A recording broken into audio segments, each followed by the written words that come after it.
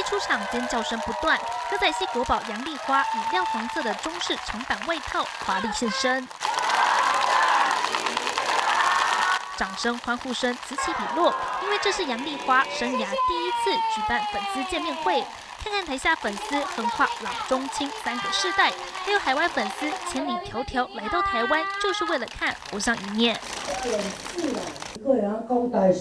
谢谢阿姨，就是做制作那么多经典的歌仔戏，是很多人童年的回忆。 杨丽花的粉丝个个都有备而来，像是这一位搜集了杨丽花过去的海报、新闻报道，甚至准备礼物当场送给心爱的偶像。黄金纪念专册哦，哇，相片很特别。和粉丝互动零距离，杨丽花大开金嗓，还来个全场大合唱。 一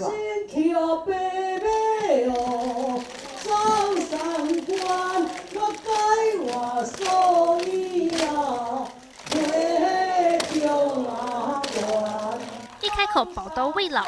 2025年是杨丽花年，除了出版专书，也将在宜兰传统艺术中心举办歌仔戏特展。年底还有即将上映的纪录片。这个欢喜吼，是欢喜甲强的欢喜的目屎要流出来。这本书内底吼，这是我的经过。